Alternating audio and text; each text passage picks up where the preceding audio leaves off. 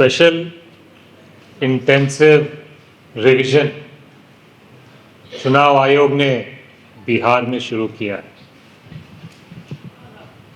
और अलग अलग तरीके के चर्चा चल रहे हैं। मीडिया के इलेक्शन कमीशन कहती है कि 95% वोटर चढ़ गए हैं। फिर वो कहते हैं कि 52 लाख लोग काटे गए हैं। मेरी आप सबसे एक ही बात कहनी, स्पेशल इंटेंसिव रिवीजन बिहार का संविधान और बाबा साहब के दिए हुए वोट का हक मारने की साजिश है। आंकड़े क्या हैं, कैसे हैं, कितने हैं, ये मायने नहीं रखता। मायने ये रखता है कि संविधान की संस्था इलेक्शन कमीशन ऑफ इंडिया ने एक ऐसी प्रक्रिया लागू की है जिससे वोट का अधिकार मारा जा रहा है, छीना जा रहा है, चोरी किया जा रहा है। और सिर्फ ये बिहार की बात नहीं है, ये जो प्रक्रिया है ये इलेक्शन कमीशन के आदेश में लिखा हुआ है कि बिहार के बाद असम, बंगाल, केरल, तमिलनाडु और उसके बाद बाकी प्रदेशों में भी लागू किया जाए। ये प्रक्रिया अभी क्यों लागू की गई है, ये समझना जरूरी है, क्योंकि पिछले काफी दिनों से, महीनों से, सालों से इलेक्शन कमीशन ने बीजेपी की छिप छिप के मदद करने का पूरा प्रयास किया। जब चोरी पकड़ी गई, प्रमाण दिए गए, सवाल पूछे गए, तो चुप्पी साधी गई। और उल्टा, क्योंकि वो पीछे बंद कमरे में जो हाथ मिलाकर चुनाव चोरी करने का काम करते थे, वो पकड़ा गया। अब बिहार में स्पेशल इंटेंसिव रिवीजन के माध्यम से खुलेआम election commission of India BJP के गोद में बैठकर बिहार की गरीब, युवा, महिला, शोषित, वंचित, पिछड़े, अति पिछड़े, दलित, महादलित के वोट चोरी करने का साजिश रच रही है। 95% आंकड़ों की बात होती है और मैं ये काफी दिनों से कह रहा हूं, खुली चुनौती है, खुली चुनौती है इलेक्शन कमीशन को, प्रधानमंत्री को, गृह मंत्री को, कि इलेक्शन कमीशन ऑफ इंडिया ने जो 24 जून को स्पेशल इंटेंसिव रिवीजन की प्रक्रिया लिखित रूप से आदेश के माध्यम से जारी की है, उसके हिसाब से हमारा मानना है कि बिहार के 10% वोटर भी नहीं जोड़े गए। जो दावे किए जा रहे हैं, ये फर्जी दावे हैं, उस प्रक्रिया को नहीं फॉलो किया गया। प्रक्रिया गलत है, आंकड़े गलत है, जमीन पे जो चल रहा है गलत है। तो इस बेसिस पे जो भी चुनाव होगा वो चुनाव ही गलत है। ये सच्चाई है। अगर कोई इस सच्चाई को दिखाने की हिम्मत करते हैं, अजीत अंजुम साहब, उन्होंने दिखाया अलग अलग तरीके से कैसे ये वोट जोड़े जा रहे हैं, ये चढ़ाए जा रहे हैं। कहीं पे बीएलओ बंद कमरे में बैठकर धड़ाधड़ साइन मारे जा रहे हैं, फॉर्म भरे जा रहे हैं। कहीं पे जिस आदमी ने अपने प्रमाण पत्र दिए ही नहीं, उसका नाम चढ़ गया। कहीं पे बीजेपी के लोग बीएलओ के साथ बैठकर फॉर्म भर रहे हैं। तो ये प्रक्रिया जिस तरह से चलाई जा रही है वो एकदम फर्जी प्रक्रिया है। और इसकी हकीकत आप बिहार के गांव-गांव में जाके देख सकते हो, पूछ सकते हो कि कैसे चल रहा है। विपक्ष और अन्य लोगों ने सुप्रीम कोर्ट के दरवाजे खटखटाए। सुप्रीम कोर्ट ने कहा कि आप जो कर रहे हो, अगर करना भी है तो आप हमारी 3 बातें मानो कि आधार कार्ड को जोड़ो, वोटर कार्ड को जोड़ो, राशन कार्ड को जोड़ो। और चुनाव आयोग क्या कहता है कि हम नहीं जोड़े। भाई क्यों नहीं जोड़ो? कहते हैं आधार में फर्जीवाड़ा। आज इस देश की बुनियाद आधार कार्ड है, आधार का सिस्टम है। अगर वो फर्जी है तो या तो उसको सुधारो या उसको पूरी तरह बंद करो। आप चुनावी प्रक्रिया में चुन के नहीं कह सकते कि आधार मान्य नहीं। अगर अमान्य है तो केवाईसी में भी अमान्य होने चाहिए और हर जगह अमान्य होना चाहिए, क्योंकि फर्जीवाड़ा अगर यहां चल रहा है तो वहां भी चल रहा है। अगर आज आप आधार कार्ड को बंद करोगे तो यह देश बंद हो जाएगा। उसको सुधारो, मंजूर है। चुनावी प्रक्रिया में आप उसको कैसे रोक सकते हो?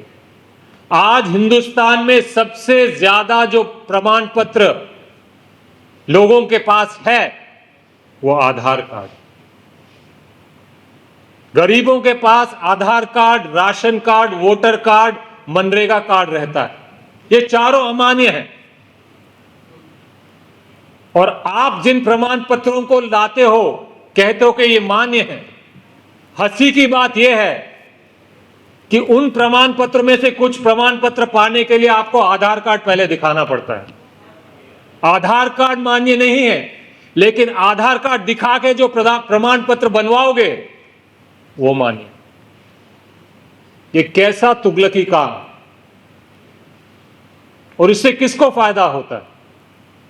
वो गरीब जिसके पास प्रमाण पत्र नहीं है, वो आधार कार्ड लेके जाएंगे, सरकारी अफसर को पैसा पकड़ाएंगे और प्रमाण पत्र बनवाएंगे।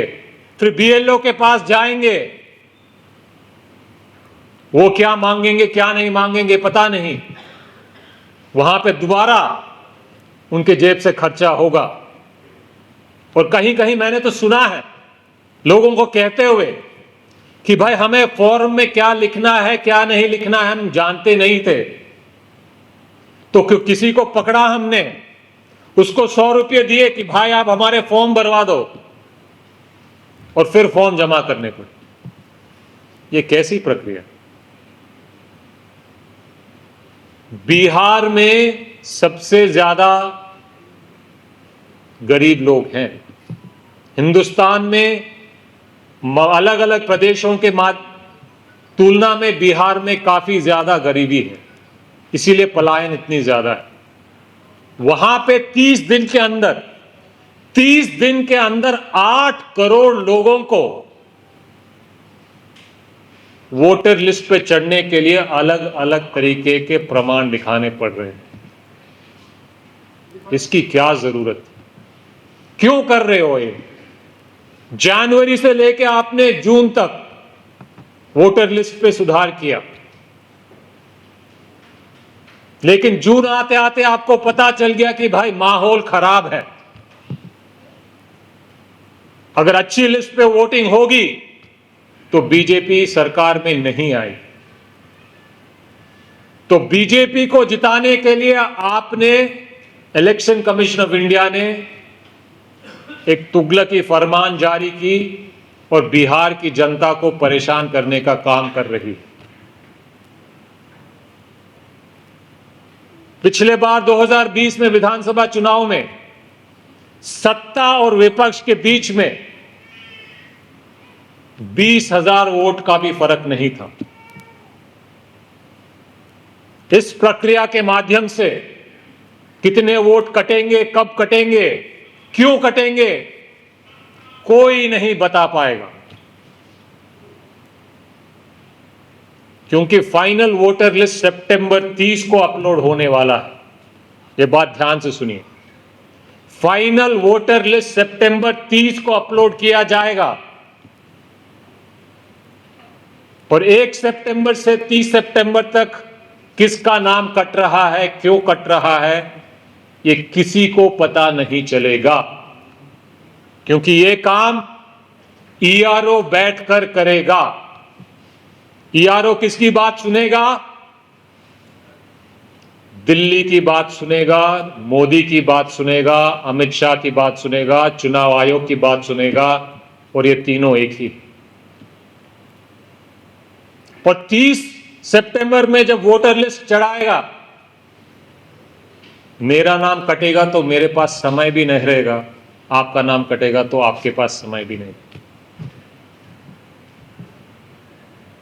अगर मैंने अपने प्रमाण पत्र सही तरीके से दिए भी हैं तो मेरे को कोई रसीद नहीं मिली, तो मैं किस आधार पे जाके बोलूंगा कि भाई मैंने अपना प्रमाण पत्र जारी जमा किया था तो मेरा नाम वोटर लिस्ट पे होना चाहिए।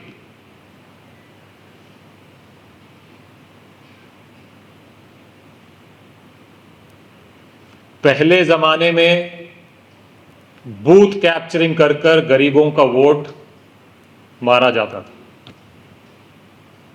आज बीजेपी और इलेक्शन कमीशन ऑफ इंडिया उससे आगे बढ़ गए हैं, सीधा सीधा वोटर लिस्ट कैप्चरिंग कर रहे हैं, हर बूथ पे घोटाला कर रहे हैं। बिहार और भारत के गरीब, युवा, महिला, पिछड़ा, अति पिछड़ा, वंचित, शोषित, दलित, महादलित के वोट को छीन छीन के चोरी किया जाएगा, उनका वोटिंग का अधिकार मारा जाएगा। उसके बाद ईवीएम से चुनाव हो या बैलेट से चुनाव हो, यह मायना रखता ही नहीं है, क्योंकि वोटर लिस्ट पे कब्जा कर लिया गया। आज मैं किसी से सुबह मिला था,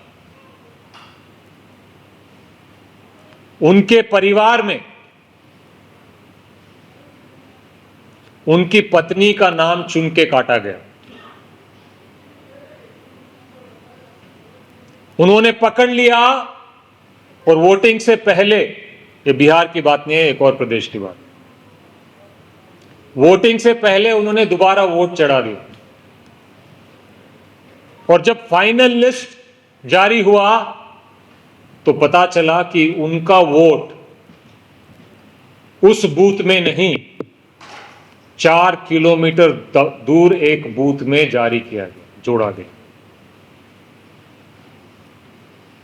बिना इलेक्शन कमीशन ऑफ इंडिया के सहयोग से ऐसे काम बड़े लेवल पे नहीं हो सकते, चाहे वो महाराष्ट्र हो, चाहे वो हरियाणा हो, चाहे वो दिल्ली हो। इलेक्शन कमीशन को इतनी प्रमाण दिए गए कि एक एक घर में 60 वोट, 70 वोट, 80 वोट निकल के आए। कैसे मुमकिन है? और ये इलेक्शन कमीशन को चुनाव से पहले कंप्लेंट दिया गया, इलेक्शन कमीशन ने एक्शन नहीं लिया।